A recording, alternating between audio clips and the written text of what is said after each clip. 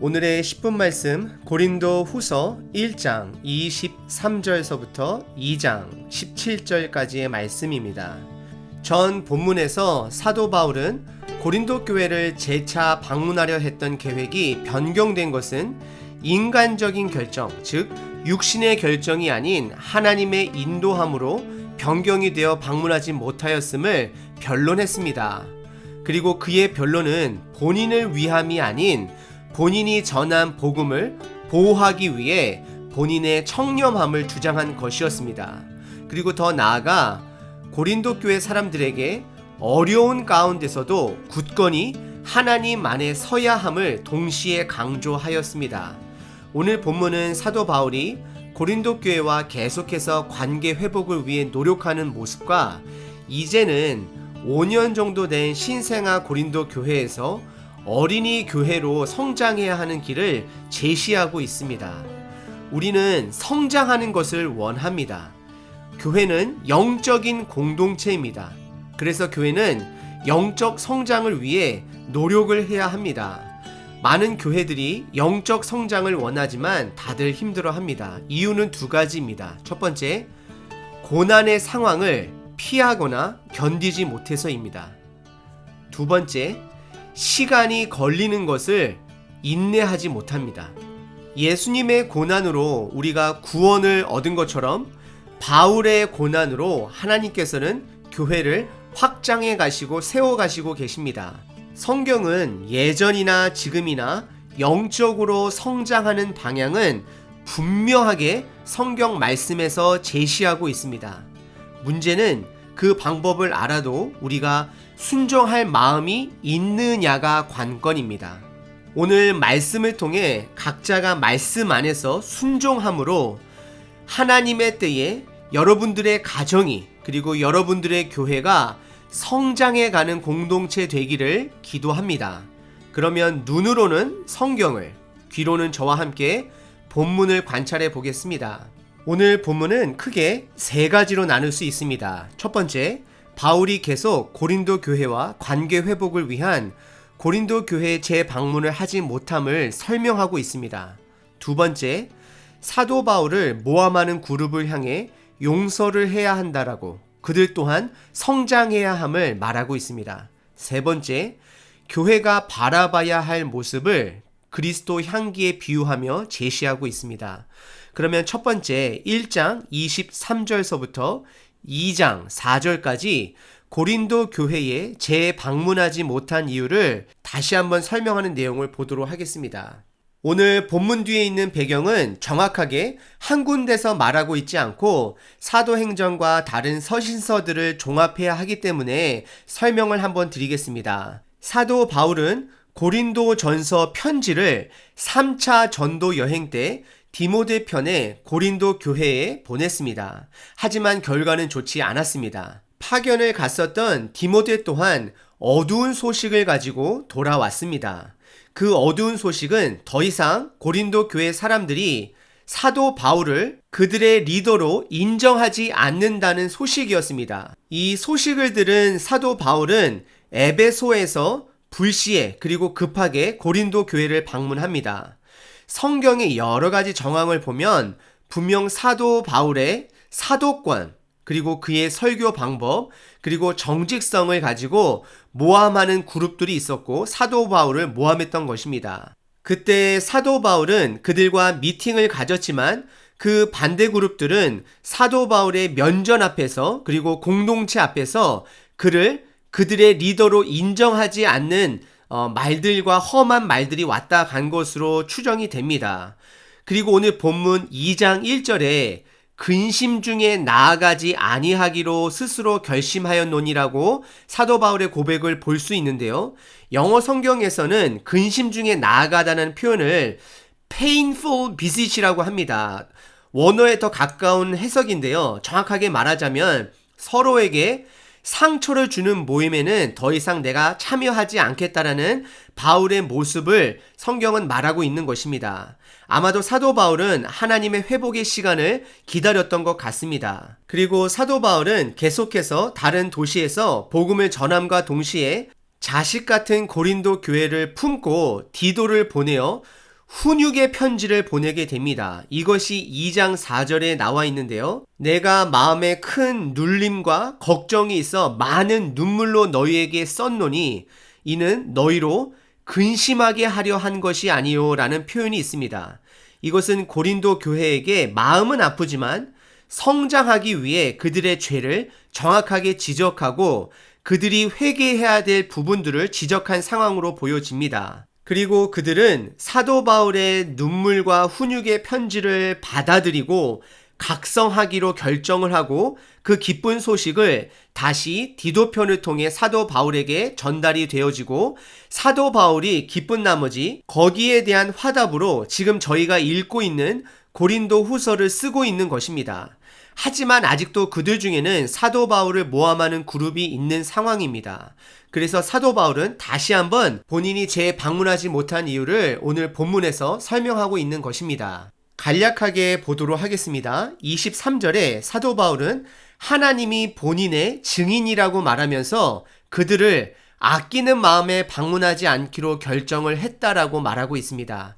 24절은 믿음을 주관하려는 것이 아니오라고 말하는 것은 사도 바울이 내린 결정은 권위적인 높은 사람들이 아랫사람을 생각하지 않고 내리는 결정이 아니다라고 말하고 있습니다. 그리고 이어서 이제는 고린도 교회를 동역자로 여기며 너희가 믿음에 섰음이라 라고 고백합니다.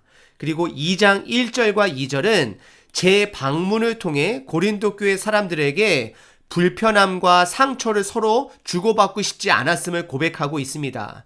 그리고 2장 3절과 4절은 고린도 교회로 인해 본인이 얼마나 마음 아팠고 눈물을 흘렸는지를 고백하고 있습니다. 그러면서 4절 끝부분에 이렇게 다시 너희들에게 하나하나 설명하는 이유는 내가 너희를 향하여 넘치는 사랑이 있음을 너희로 알게 하려 함이다라고 고백합니다.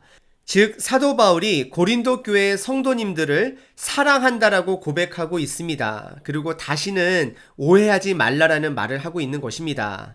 사실 사도 바울은 고린도 교회를 동역자로 여기지만 저의 부족한 눈으로 그리고 직선적으로 말하면 고린도 교회는 아직 본인들만 아는 신생아 같은 교회입니다. 누군가 항상 본인들만을 바라봐 주길 바라고 아직 남들을 섬기기 위해서 눈을 돌릴 수 없는 교회입니다. 하지만 사도 바울은 이런 고린도 교회를 동역자 교회라고 여겨주며 성장하길 바라고 있습니다. 하나님께서 우리에게 의인이 아닌 우리들을 의인의 자격으로 여겨주시는 것은 성장하기를 기대하신다라는 것을 기억하시길 바랍니다. 그리고 오늘 본문 두 번째 부분은 고린도 교회 안에 함께 있는 사도 바울을 모함하는 그룹에 대한 용서를 요청하는 내용입니다. 5절에 근심하게 한 자가 있었을지라도 라고 말하는데 이것은 사도 바울을 모함했던 자들을 말하는 것입니다. 그리고 그들로 인해 사도 바울 한 사람뿐만 아니라 고린도 교회 모두를 근심하게 했다라고 사도 바울은 고백합니다.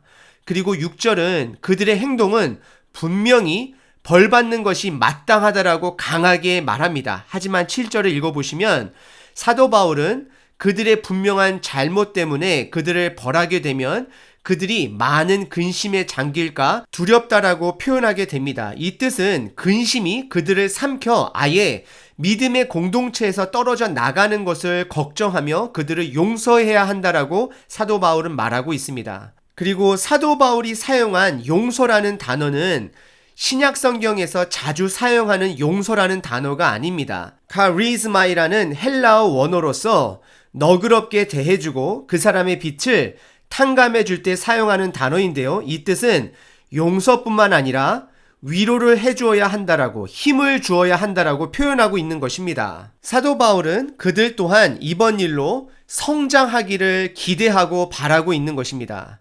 그리고 8절에 사랑을 그들에게 나타내라고 바울은 이야기합니다. 그들을 공동체에서 내치지 말라라고 말하는 것입니다. 그리고 9절과 11절은 예수님께서 우리의 죄를 위해 십자가에 죽어주신 그분의 용서하심의 사건을 기억하고 우리 또한 다른 사람들을 용서해야 함을 강조하고 서로 용서하지 못하는 것은 사탄의 전략에 속아 넘어가는 것을 말하고 있습니다. 하지만 용서라는 것은 정말로 쉬운 일이 아닙니다. 여러분들 때로는 시간이 걸릴 수도 있습니다. 하지만 방향만큼은 놓치지 않는 저와 여러분 되시길 바랍니다. 용서의 무게는 우리가 들려고 하면 못 들 정도로 무겁습니다. 하지만 주님 안에서 가능합니다. 그리고 2장 12절과 13절은 다시 한번 사도 바울이 고린도 교회를 방문하지 못했던 자세한 이야기를 합니다. 12절에 사도 바울이 드로아 지역에서 하나님의 도우심으로 복음의 문이 열려 많은 사람들에게 복음을 전하게 되었지만 고린도 교회가 계속해서 마음에 걸려 그 상황을 알아보기 위해 디도를 보냈지만 디도를 만나지 못했다라고 성경은 말합니다. 그리고 사도 바울은 너무나도 마음이 불편해서 드로아 지역까지 떠나 마게도냐로 갔다라고 말하면서 사도 바울이 얼마만큼 고린도 교회를 사랑하는지를 다시 한번 강조하고 있습니다. 그러면서 14절서부터 17절은 교회가 바라봐야 하는 모습을 제시하고 있습니다. 첫 번째, 14절에 보시면 항상 우리를 그리스도 안에서 이기게 하시고 라고 시작합니다. 여기서 이기게 하라고 하는 원어는 프리아뮤어라는 전쟁 단어로서 전쟁에서 승리하고 돌아온 군대가 성 안으로 들어와 환영받는 장면을 표현할 때 사용하는 단어입니다. 로마 군인들이 이때 그들에게 패배한 국가들의 물건들을 전리품으로 그리고 그들의 백성을 노예로 함께 입성하게 됩니다. 이 입성하는 퍼레이드 장면에서는 승리한 자의 기쁨과 포로로서의 슬픔의 모습이 담겨져 있습니다. 그래서 이기게 하신다라는 표현은 말씀대로 삶을 살아내며 승리하는 사람들도 있을 것이고 그렇지 못하는 실패하는 사람도 있을 것이라는 것을 암시하고 있는 것입니다. 더 나아가 14절에 그리스도를 아는 냄새와 15절에 그리스도의 향기니라는 냄새와 향기라는 두 단어가 있습니다. 냄새의 원어는 부정적인 냄새와 긍정적인 냄새를 사용할 때 사용합니다. 그리고 그리스도의 향기, 유오디아라는 것은 아로마라는 뜻인데요. 긍정적일 때만 사용하는 단어입니다. 그리고 제사를 올릴 때 희생 제물을 태우면서 나는 연기의 냄새를 표현하기도 합니다. 즉 사도 바울은 두 가지 뜻이 담겨져 있는 이 그리스도를 아는 냄새, 우리가 순종하느냐 안 하느냐에 따라서 악취가 될 수도 있고 향기가 될 수 있다라고 말하고 있습니다. 예수님은 본인을 제물로 향기로운 제사로 드리셨습니다. 그분의 헌신과 희생이 하나님 앞에는 향기로운 제사가 된 것입니다. 오늘 본문을 통해 사도 바울은 공동체 안에 끊임없는 싸움과 시기가 있을지라도 우리가 바라봐야 하는 것은 각자가 본인들의 들끓는 의를 죽이고 희생하는 마음으로 남들을 품으려고 하고 용서하려 하고 더 나아가 사랑까지 하며 품어야 함을, 그래야 우리가 함께 성장할 수 있음을 말하고 있습니다. 오늘 하루 여러분들의 결정으로 여러분들의 삶이 악취가 날 수도 있는 삶이 될 수 있고 하나님 앞에 기뻐 받으시는 향기가 되실 수 있습니다. 남을 품는다라는 것은 절대로 쉬운 일이 아닙니다. 하지만 어제보다 오늘이 우리와 함께하는 사람들을 더 품고 이해하고 사랑을 향해 다가가시는 하루 되시길 바랍니다.